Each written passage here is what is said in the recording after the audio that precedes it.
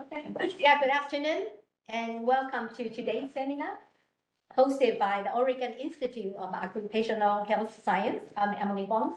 And today we are delighted to have Dr. Katia Costa-Black give a seminar focusing on total worker health. Dr. Costa-Black is the Senior Manager for Education and Partnership at our Institute and the Outreach Core Lead at Oregon Healthy Workforce Center. In these roles, she oversees the total worker health education and training portfolio of the Institute and is tasked with building strategic partnership with practice and academia communities in the Pacific Northwest region. I know it includes Alaska as well, right? Very exciting. She holds a bachelor degree in physical therapy, a master degree in ergonomics and biomechanics, and a PhD in industrial engineering with a focus on ergonomics. She also completed a post-professional certificates in applied transdisciplinary research on how to prevent and manage work disability and injuries. Yeah. So prior to joining our institute, Katia served as a consultant and scientific advisor to a number of organizations, providing occupational safety and health services to several major companies in the US and abroad. So without further ado, let's extend a warm welcome to Dr. Katia Costa-Black.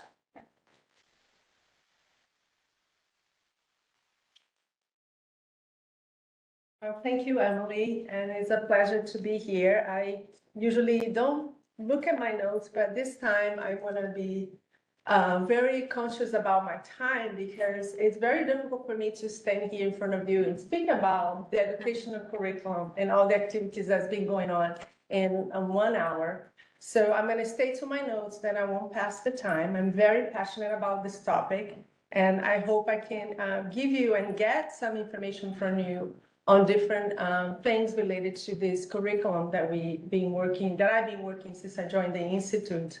I also want to say welcome to people who are attending this seminar online, and I don't know, I'd like to know the numbers. Do we have some people online? Sean, do you know? I'm still trying to. Okay, so we're having some technical issues, yeah? Yeah, so we got a few folks here. We have about, you want a number? I do. Yeah. 20 people. Oh, okay, great. Okay, so I actually don't want to dismiss you all here, but usually the people who are attending online, from my experience, they're the most important people. So I'm going to actually really check on them. I'm really going to check on to see what questions they have.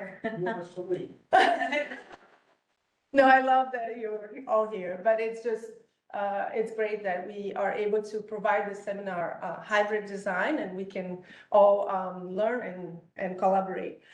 So I want to mention one thing before I begin, which is very important for me as an educator to have been passed through as a learner of the Institute's curriculum, originally from the Oregon Total Care Health Alliance curriculum.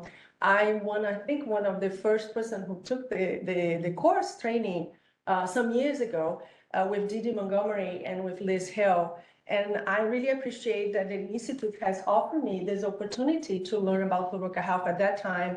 And at that time, I was new to the Pacific Northwest. I had moved from New York City, and I was really eager to apply system thinking in the Pacific Northwest. And I think the total care health curriculum gave me the opportunity to think a little bit more about the application of my work in relation to what's happening here in the region. So I want to make sure that we all kind of understand a bit what it has. Well, we're having trouble passing this slide. Oh, it's because it's popping. The messages are popping. Sorry, Justin, your messages are popping. It's okay. There are a lot of messages. So you remember this quick name? Yeah. Okay. Yeah. So I want to give you a bit of what has been for me my educational journey And it kind of really started very early for me as an educator. And I think before I begin discussing building capacity in the Pacific Northwest, I thought I should share what is my perspective. And one of the most important influences I had from very early in my education journey has been teaching philosophies from Paulo Freire.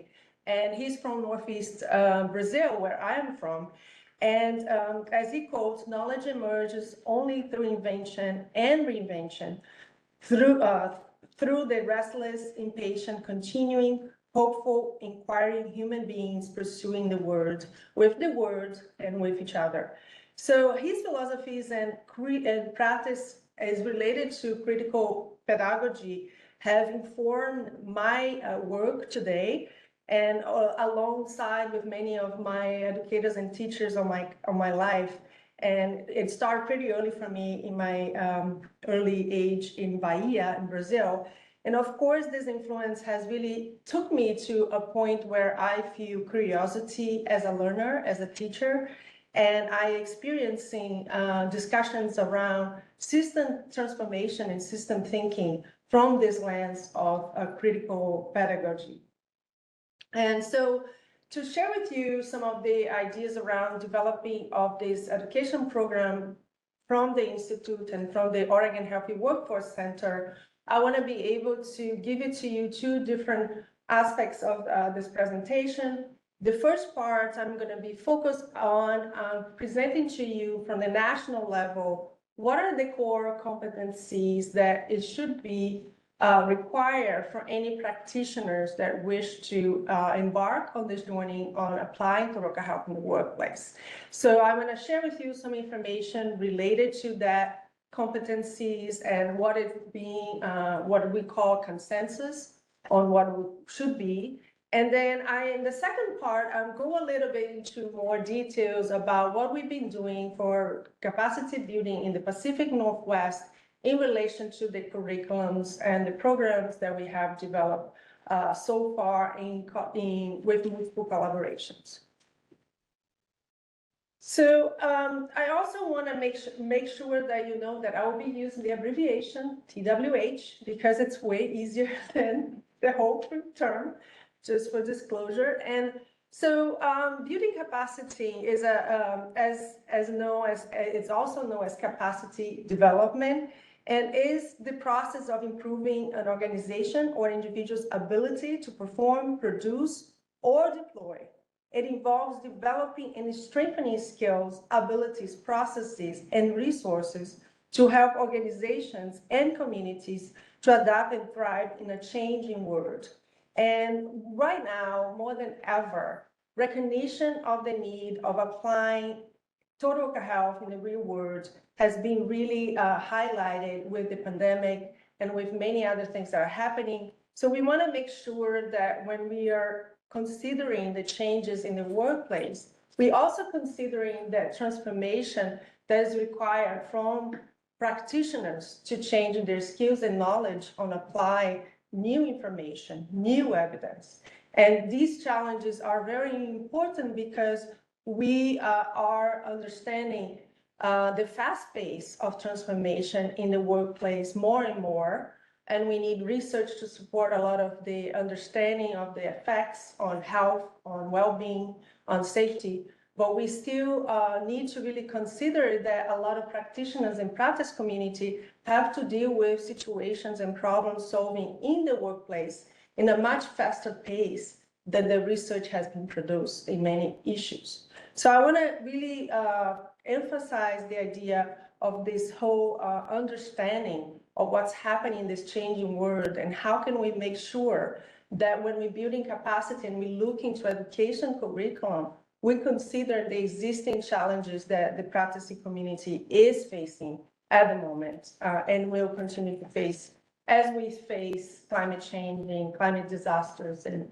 other issues and technology utilization and other things, which are all very relevant for total worker health, as you all know.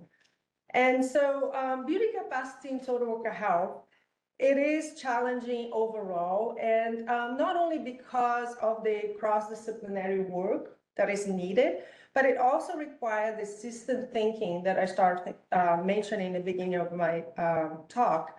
It requires this paradigm shift and a notion that it will be an ongoing effort. So how can we make sure that when we are convincing people to join us on being advocates and champions in total health, we also motivate them to keep going, to not stop there once they learn. And I think that encouragement of thinking that is possible and feasible is an initial conversation, but there is a lot more to the education and to the conveying messages on total health that needs to be passed across different groups and different individuals with different needs, that we have to consider what we want to convey as message. And I kind of trying to put here in this slide some of the parameters that we are looking at as making a movement and a change in directions to advance health, safety, and well-being at work. And these parameters are not new. They've been going on for a long time. Proactive prevention approaches have been discussed for a long, long time from the research community and practice community. How can we make it happen? But we have an obligation now to really thinking about what kind of conditions at work that are detrimental to health, safety, and well-being, and how can we foster aspects of work that can create a healthier and a more equitable society.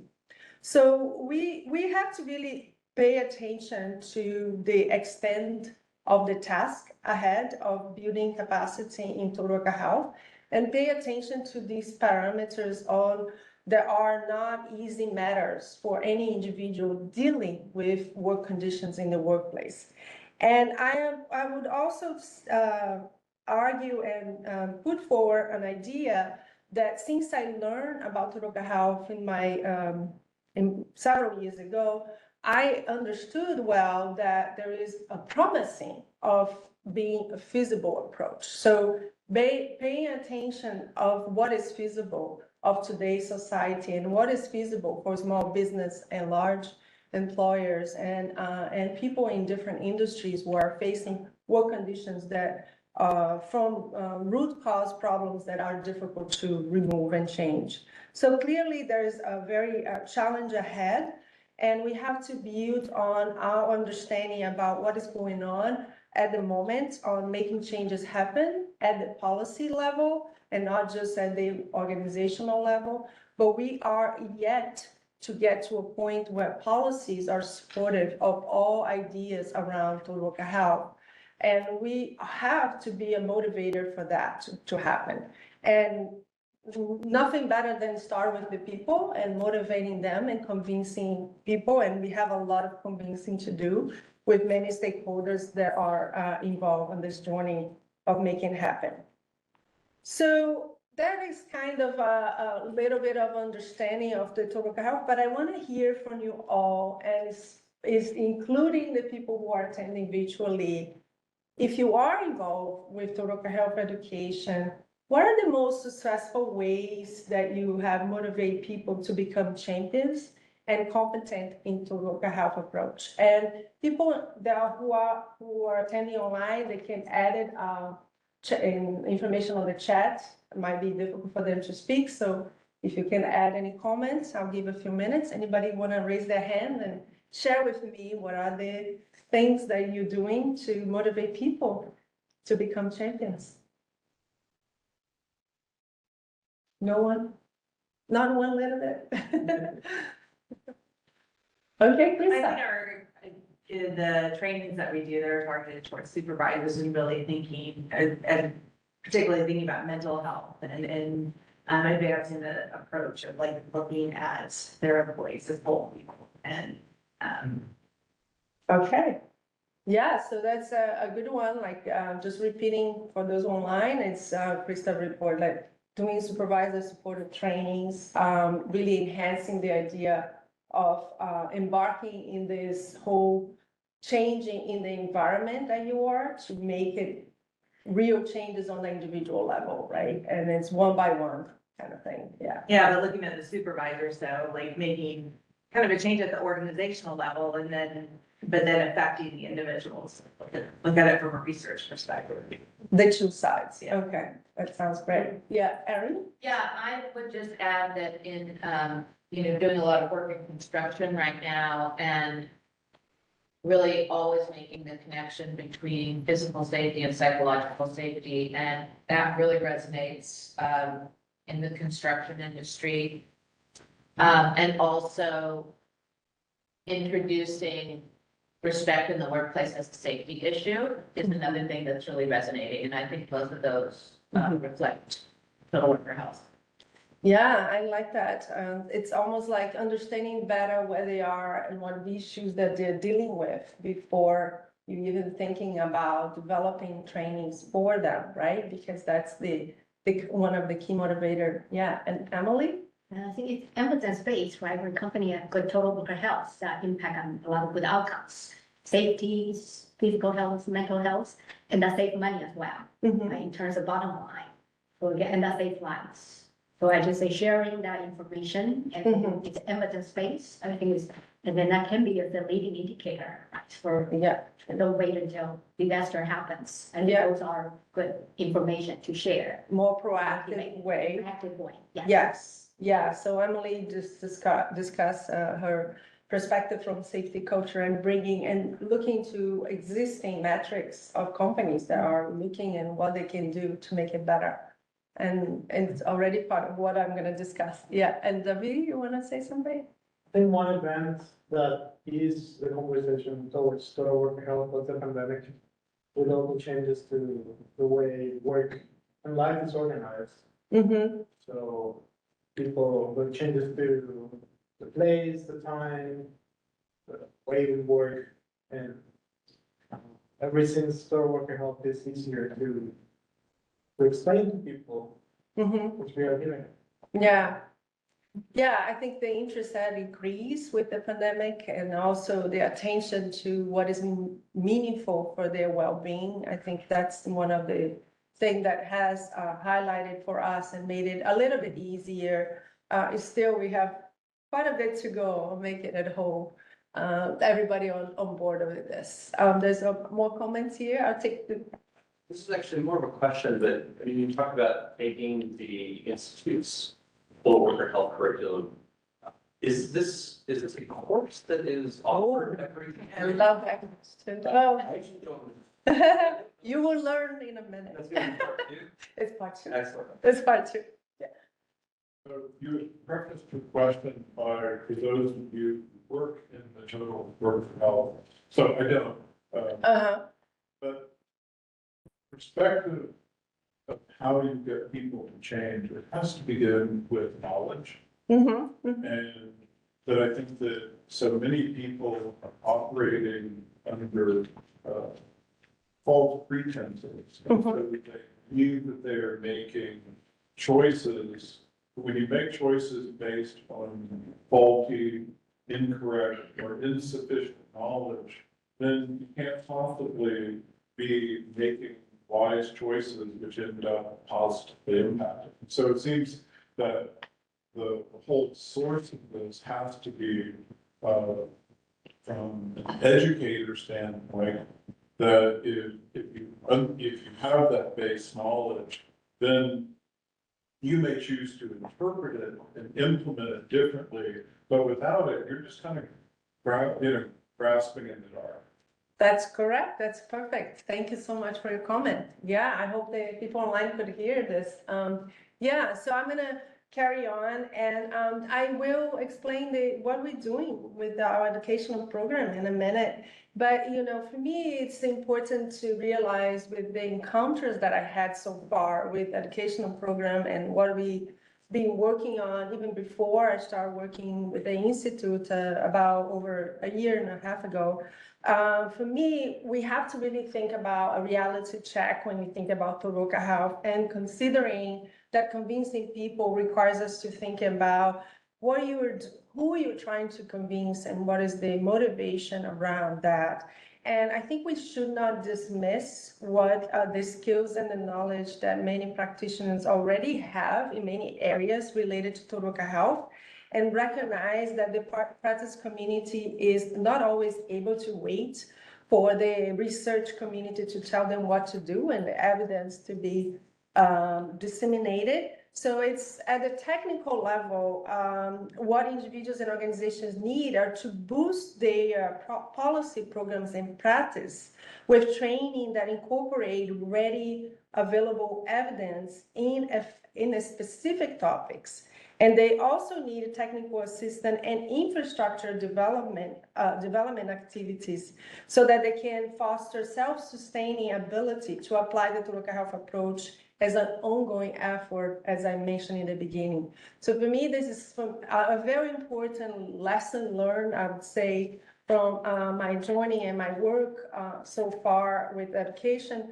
And NIOSH, in fact, encourages us to build on existing programs, policies, and practice. So I want to remind everyone that that's a really important aspect that is highlighted within the NIOSH in the development of Total Health.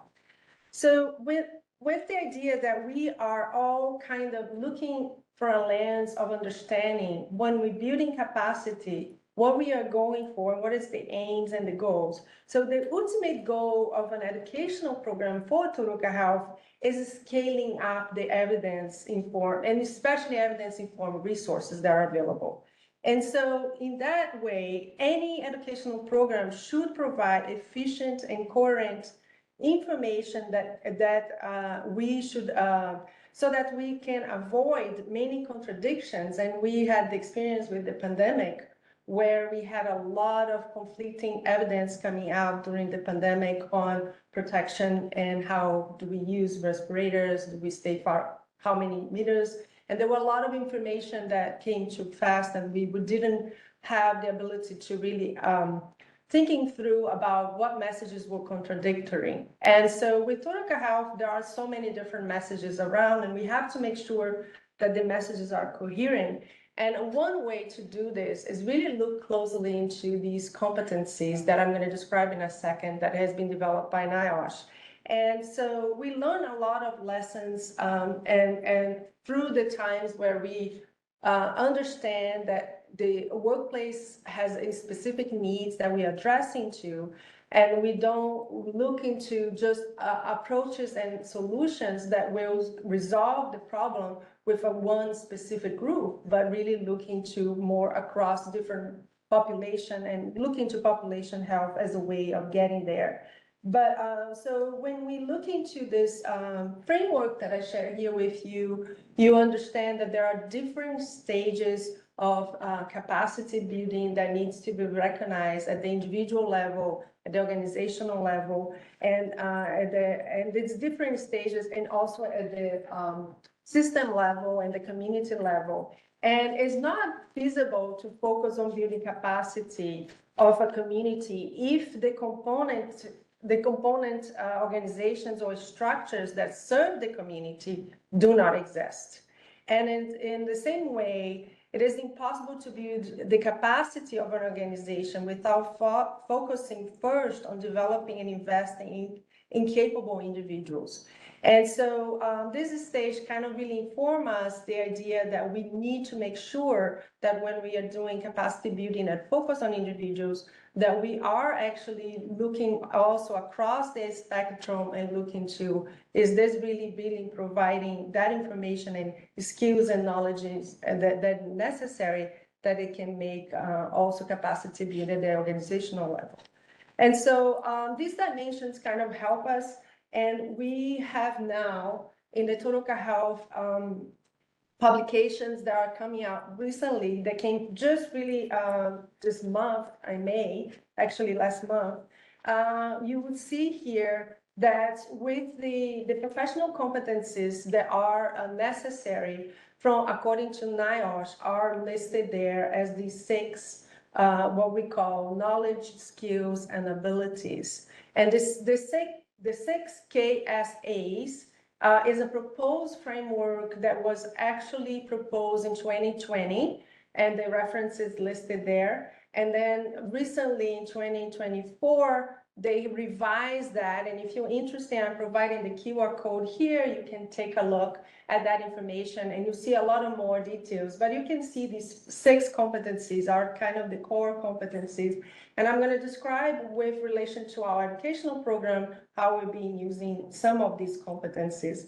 And one idea around these competencies is really understand that when practitioners that are coming from traditional occupational health and safety and those who are not within occupational health and safety might come with different knowledge and skills already built within these competencies. And so recognizing where they are and building from what they need as in terms of gaps of knowledge and skills that to achieve these 6 competencies is what it's about.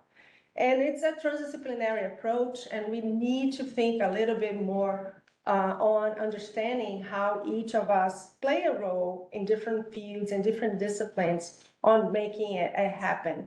And so I'm going to explain to you our curriculum with the first give you an overview from the Oregon Healthy Workforce Center, what we have done. First, I want to recognize that as a mission, we aim to improve worker well-being by helping organizations prioritize physical and psychosocial safety at the workplace, design safe and healthy work, and facilitate a positive organizational culture. And from the outreach core from our center, and then for those of you who are not aware of it, the Oregon Healthy Workforce Center is one of the 10 centers of excellence in the United States. And it's part of the NIOSH Total Health Centers of Excellence program, and it's funded by NIOSH. And what we do is also one branch of what we do. Of course, there's other parts of it that is outside the outreach core. We have evaluation, we have research focus, and for the education and capacity building main goal, we aim to increase the number of students and working professionals who are effectively educated and motivated to apply the Toroka Health approach and utilize available evidence-based resources in their workplace. And we have a regional priority, which is Oregon, Washington, Idaho, and Alaska, and it's recognized by OSHA as the Region 10 group of states. And so our education program, and this is how we are trying to achieve that aim, is focused on these specific education activities. And I will describe the first 2, the University of Washington Total Health Certificate and the course, and the Oregon Total Health Alliance curriculum. They are separate type of programs, and I'm gonna describe each of them. So the other 2 are also part of the Institute's activities in educational Total Health. We have a partnership with OHSU and PSU, and many of our Oregon Healthy Workforce Center faculties and they have presented in this course that is Principles of Occupational Health course that is part of the Master of Public Health. We also have partner-led and community-led professional events. We have the symposium, we have the Summer Institute, and we have we're going to have a coming up opportunity with webinar series that we'll be tapping to a lot of conversations around. But I will not discuss this because there's a lot here to cover with these 2 specific programs. And I would say my slides can get a lot of complicated, but I will make it easy for you with this information. And this course is a 26 hours course. The first one, the bottom one that you see that developed by the Oregon Healthy Workforce Center. So what it does is that, so with the partnership that was built with University of Washington, the Department of Occupational Health Science, the Occupational Environmental Health Science, they have a partnership, an existing partnership to develop continuing education for different professionals in occupational safety and health for many, many years. They are recognized as one of the top leaders in continuing education in the country. And that partnership with them really led us to develop a solid curriculum for a Total Health certificate that utilizes also the existing programs related to the OSHA authorized course.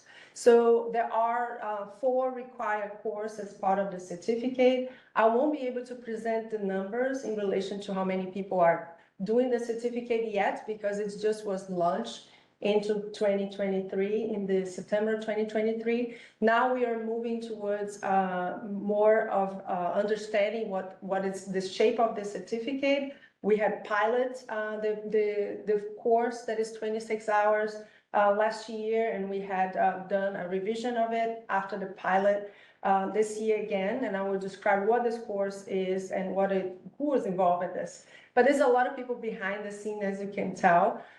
This certificate has these 4 courses that are required, but you see on the bottom there are a lot of elective courses that students can choose from, and I didn't even list all of them. There are many options there, and they're all kind of related to Total Health. It was really curated and selected according to the knowledge, the publication that came in 2020 on the core competencies. So we really look closely into those 6 competencies to develop this certificate.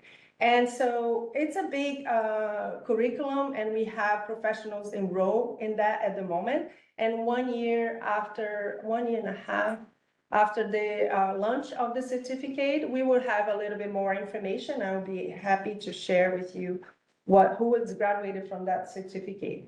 But we have the graduates from the Total Health Advanced Worker Wellbeing course that I'm one of the main instructors for the course. This is a partnership with Portland State University, and is a partnership with different groups within the University of Washington and in our institute and the center. And here you see a list of specific learning goals that were developed for the course. If you're interested in learning more, I have the QR code there for you. And you can tell that with the idea around practical aspects of applying Total Health, we really go into the strategic planning for implementing Total Health as a part of that. And the participants and attendees, they get to really look into case studies and illustrations, and they practice a lot of how they're going to bring the Total Health approach and how they're informing different stakeholders in the organization about making the implementation happen in the Total Health. So I wanted to give you a little bit of a more detailed flavor about the format and modalities of what we are embracing as course. And there's a question there. Go ahead. Quickly, is this course the same thing as the Oregon Total Worker Health Alliance curriculum? Nope. You're still confusing. I'm going to go back one slide. Okay, so these 3 colorful things. Yeah. So there is the University of Washington Total Health Certificate and Course, Oregon Total Health Alliance Curriculum, and then we have other things that you are familiar with. Okay. Yeah. So I'm speaking first about the University of Washington only. Okay. I have not even. Part of this course, Washington. No. Okay. No. And you understand when I have a comparison between the two. So just a minute. So with the idea around making it so that working professionals were able to take the course in their busy lives, and we have participants, there are extremely busy safety directors and HR managers and people who really want to embrace the Total Health, but they don't have enough time to do this, and they have to do on their off time. So we decided to develop a course that it really motivates people to do it while they are continuing doing their work. And so we designed as a 6 weeks online course, and it's we have a lot of 18 hours of self-learning modules when combined with some instructor-led interactive sessions. And we also have now developed the idea of check-ins weekly to make sure that the learning is ongoing and continue. We approach this curriculum development and really looking closely into learning management platforms, utilizing instructional designer as a support for this development, and also working closely with participants of the first cohort of the course that we did it 100% virtual and we didn't have self-learning modules. When we made a revision on the second round, we had a lot of feedback coming from attendees of the previous course to provide us the information we need to make it better and make it more accessible, make it more feasible that they can complete within the time on their busy schedule. So to give you a bit of understanding on this, so the certificate was launched in 2023, and we have some people enrolled, and they have not completed the certification yet because it might take them 1.5 to 2 years to complete. And for the course, so far, we have the first cohort, which I call the pilot, and it was only 6 students were enrolled. And then when the second cohort is 14 students have been enrolled, and these 14 students are from the Pacific Northwest region. We have students that are actually a few that are outside the Pacific Northwest region. We have a student from Canada, and we have 2 people from other states. And one of the things I will call attention here is that we emphasize with this course mentorship ideas around students that need extra support on bringing information to the organization. We are providing that information. So with the idea of mentorship, what had happened is that these students became very advocates for total health, and a few of them had promoted and started this idea of saying, well, I want to bring it to my community. I want to bring the information to my network. What can I do? And so we provide that support. And with that, we had 2 different events happening. And the latest event was very successful. It was a Total Health workshop that we work in collaboration with University of Washington in Alaska. And we had 25 people attending, and they are now talking about building the Alaska community of practice in total worker health, which is a very good motivation for me to keep going. And so the distribution in terms of percentage about who's attending, in terms of their background and discipline, you see there we have HR and wellness professionals, rehabilitation and healthcare professionals, and then we have C-suite and business owners, a few of them. But the majority still is the occupational safety and health practitioners, and they were in the spectrum from really beginning their career to really being retired, actually. So, so we have a very big spectrum of level, and everyone is welcome. We had really a very engaging group so far, and I think it's important to highlight that not traditionally, we see many continuing education programs that are multidisciplinary in nature, but at the same time, it requires a lot of transdisciplinary thinking because they need to sit down and really listen to perspectives that they're not used to listen to. And so there's a lot of facilitation required on this program, and I think the students, we use a lot of inquiry-based learning, of course, and there are a lot of motivations for them to speak about the issues that they face and how they can address them with support of the students, not just the instructors that are teaching the course. So here you can read one of the students made a comment on how they think it's successful. So I will read it for you. You can read it for yourself.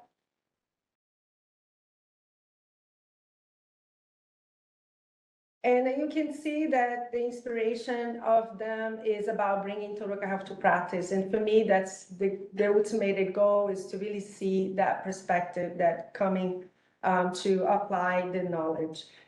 So one of the things about the Total Health Alliance, and now I'm transitioning from speaking about the University of Washington to now explaining you the Alliance.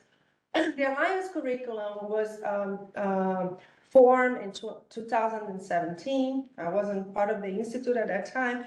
And I mentioned that these, we have been revising some of the curriculum, but we keep it really standardized because we want to make sure that the message is passing through again and again and again the same message. And we use as guidebook the NIOSH Fundamentals of Total Health Guidebook as our kind of content material to disseminate. But we, of course, collaborate with the students on the knowledge that they need, if sometimes with the experience that we have on disseminating the Total Health with this partnership with Oregon OSHA and Safe Corporation and our institute, is that sometimes the needs can change from different industries, and a conversation within the Oregon Total Health Alliance meeting with the board, we heard from the Oregon OSHA the need to develop a total health awareness curriculum for safety committees, and that became kind of a new part of the curriculum. All the other ones, and I put it in asterisks there, but all the other one has been developed and delivered since I think 2018 or 19, something like that. And so we have so far, myself with Liz Hill, and also with the Train the Trainer program of the Total Health Alliance curriculum, it allows students in our course from the Total Health course to carry on the messages and utilize our materials to teach other people. So we are not just the ones teaching, we have students teaching the material as well, which make it a more powerful and impactful results for our educational programs. So you can tell that there are a lot of support there from Safe Corporation as part of this development. It's a really close partnership that we've been working, and it's been very successful also because Oregon OSHA allows us and invite us to make presentations of this curriculum on all their Oregon OSHA conferences. So we focus a lot on the Oregon-based needs, but for the virtual online program that we have for the Alliance curriculum, we sometimes have students that come from other states, not just Oregon, but our heavy focus has been, and we prioritize attendees from Oregon. And you see there's a little bit of change on who is attending the Oregon OSHA partnership in the Alliance curriculum. And we see a lot of healthcare professionals, a little bit more healthcare professionals in the University of Washington course versus the Alliance course. And with this course, we pretty much see participation from the occupational safety and health professionals. But I call attention also that the curriculum has also been disseminated and delivered to union groups in the state of Oregon. So bringing attention that union representatives are also attending and participating in these trainings. So here are some of the quotes from this particular one. So this one is the Total Health 101, the basics. And this is there are a number of quality evaluations that we do for these courses, and we've been monitoring, tracking that information for a while now, and it's great to see the consistency that comes with this on delivering the messages that we do with the Total Health. And so so I think this is kind of give you a better picture and a clear understanding of the distinction between what it is, the curriculum for the University of Washington and the course developed with 26 hours as part of it, and all the other courses delivered by the Oregon Total Health Alliance curriculum. And so one of the things that is common ground, of course, both courses really have and disseminate the basic concepts, the basic principles for Total Health, for application of Total Health. But with the 26 hours course with the University of Washington, there's a fee that is involved. The Total Health Alliance is 100% free. We are delivering to organizations in the state of Oregon. Our requirement is actually minimum 8 people in any part of the state. If we're not possible to be in person, we deliver virtually. And we do it in multiple times a year. We offer virtual sessions for the Toroka 101, and all the other ones have a virtual component to it. And so if we are able to do in person, we do in person.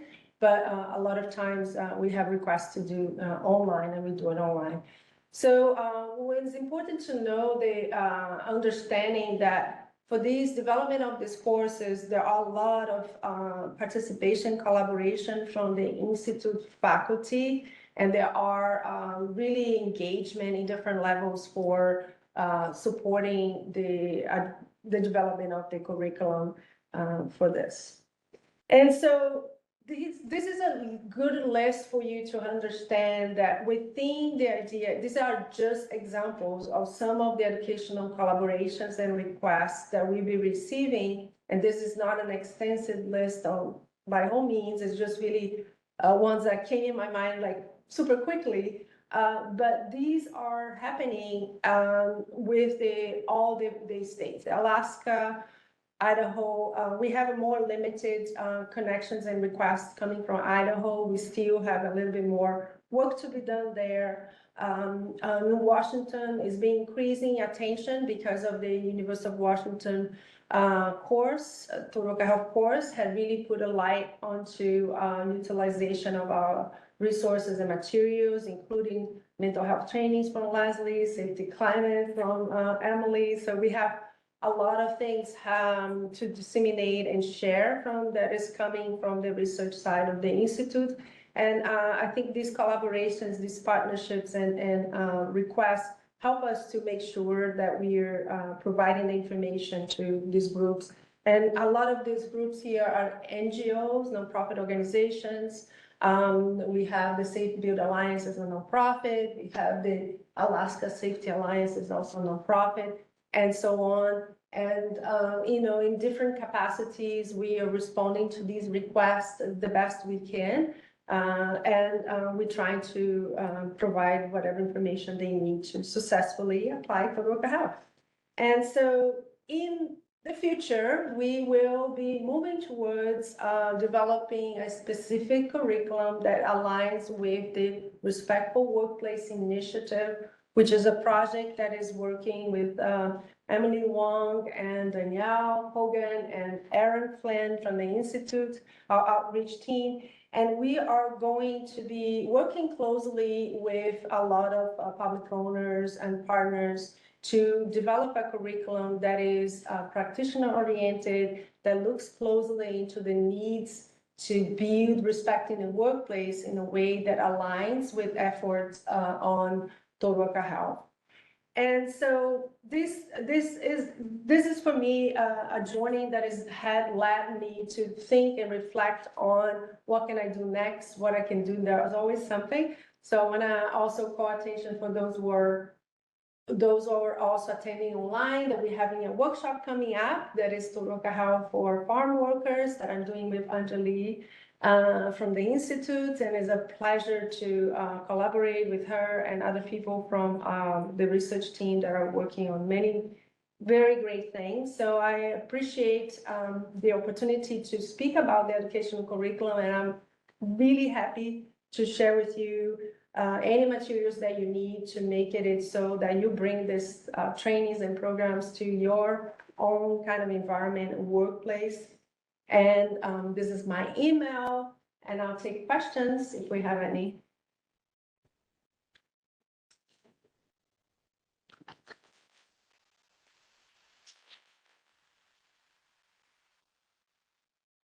No questions, that's fine. Yes, over here. Oh. Relative to employers,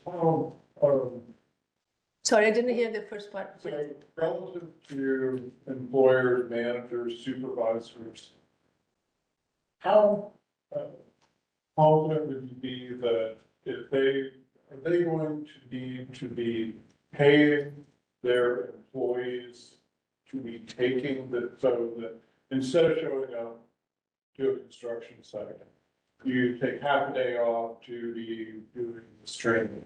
Or is the expectation going to be you need the training, but we're not gonna pay you for it, so we expect you to allocate X number of hours to it. So is there an understanding with management that even if it is in your employees' best interest, best health, et cetera, to learn this material, we're going to expect you to do it voluntarily. And so the question is, are you going to need to establish some kind of understanding with management where they are going to need to let people take time off or to have days allocated where people would go through that training and not have to do this in their non-working time? Yeah, that's a very good question. From what my experience so far, what a lot of people have report is that they use their professional development programs that they have in the organization to allow them to do this. And sometimes they choose and they are not in the management position. For the University of Washington course, we have a lot of people in high management position that they actually want to encourage their lower management to take it. So kind of goes the other way. Time off for them has been pretty much given by their company. I have a few students who had just recently transitioned from one job to another, so they didn't have to worry about that. But then most of them have the possibility that the employer will allow them to do it their time within their work hours because it's part of their professional development. And most of them do that. At a recent conference I was at, this is something I've been thinking about more broadly, when we're talking about trainings and especially convincing certain businesses who may not want to do it for altruistic purposes, is calculated in ROI. Is that planned? Is that something that in the future or as something that's ongoing? You mean as part of the training? Yeah. Oh, yeah. Oh, it's ongoing. It's ongoing. Very much so that both the Turuka Health Alliance curriculum and more robustly, I would say, we do ROI, value of investment, value proposition. We do all that kind of brainstorming in each workplace. What are the things?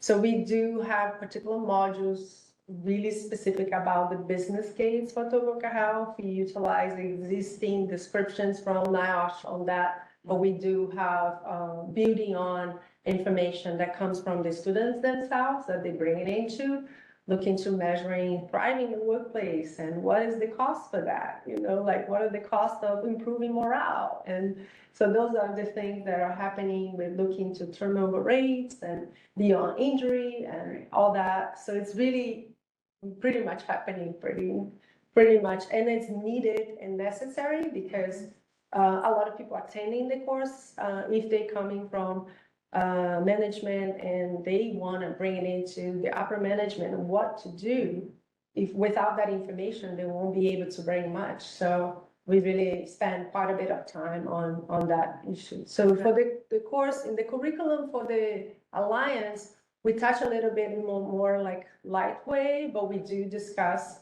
some of the benefits from the cost perspective for Turuka Health in each of the course that we deliver. Yeah, thank you. We have a question from the online audience and asks, are you tracking the other total worker health training programs that have been developed around the US? I only know a few when I tracked such programs up to 4 or 5 years ago. Basically, what's the competition? Oh, you want to know the competition?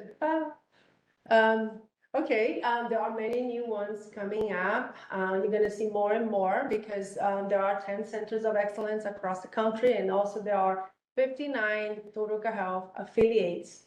So they're all developing different continuing education. The affiliates have some courses developed for their own members. If they are a professional association, they might have that. But for the centers of excellence, there are centers who are being traditionally developing and working on the Turuka Health curriculum for practitioners, for quite a while now. The Healthy Workforce Center is traditionally one who started doing this from the very beginning. But we have two other centers, TPH-NEU, Hubbard, and the Carolina Institute, I think. There are so many, but there are more coming up. And I think competition do exist, and it is actually a healthy thing. But we, as a collaboration with the centers, we're trying to avoid duplication of effort. We're trying to look closely into what we offering that is different than what they offer before we actually, look into developing more. And my hope is that that's not going to be a lot of duplication and competition because of that, because there's a lot of conversations between centers, program managers, and all that to make sure that it doesn't happen.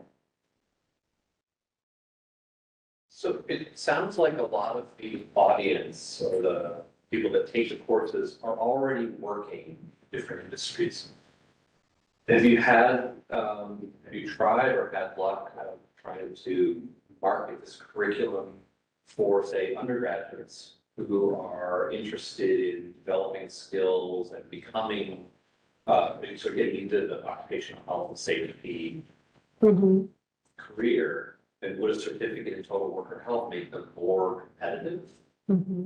Anything like that? Yeah, that's an excellent idea. And I think I thought about that, but I do see that we are now for occupational health and safety having a little bit of problem about getting people in the undergrad to really join our safety and working on safety. So we're still lagging behind on getting people at a young age to be interested in a profession. So I don't know if total worker health is the entry point, but it could be. The successful stories we have is that people who had not worked in the field but done like master degrees in public health and other things, these are the ones who kind of can carry on a lot of these conversations around total worker health, and they've been more proactively doing it and can become a career for them. But I'm not too sure the undergrad level, how much work to convince them to even join the total worker health versus occupational health and safety and all that.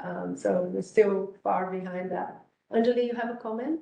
Yeah, I think just there are bad programs in total worker health, but yeah, I think the best way maybe in undergrad to do is to integrate a course here to within existing program. That would be a nice. And then we do have undergraduate, I guess, internships too. There are things like that, but Undergraduate what, sir? like intern. It's Oh, not- okay. But you could, that's another way. That's a good idea. To that. But I also have a question. Yes. So total worker health is sort of inherently like leadership support dependent, right? And commitment and all of that. And I was looking at who participates in these, in both the curriculum and the certificate, and the vast majority is professionals. And I wonder if that's something could be done maybe from a marketing standpoint, or even just developing modules that leaders could see the benefit in attending these courses themselves. One, because it's important for them to be part of that conversation rather than always depending on other employees to come to them with a business case, because then they can see the value themselves. And also for employees from other levels of the organization, it's nice to see that leaders and business owners are participating in them too, as it shows buy-in and interest. Right. So is that kind of a future direction? Yeah. Yeah, I think so far, because the program, the University of Washington course was only launched last year, there's a lot of marketing happening to embrace those leaders and targeted those. But what I see a lot is that they send the people, their supervisors and manage to do it and say, test it out, see if it's good, then tell me. And so my hope is that the ones who took now are bringing it into the leaders. And so, and they see that. And it is interesting because, unexpectedly, a leader in an organization, a private sector group in Alaska invited us to talk about curriculum. And so I was kind of surprised in a way, because most of the time it's coming from the interest of practitioners, not necessarily leaders, to attend those courses. But we're having a little bit of leverage there that I would say I should take advantage of it. But yeah, there are definitely more thinking on the marketing strategy that we need for that. And content development. Yeah, for sure. Yeah. Okay, thank you all, and yeah.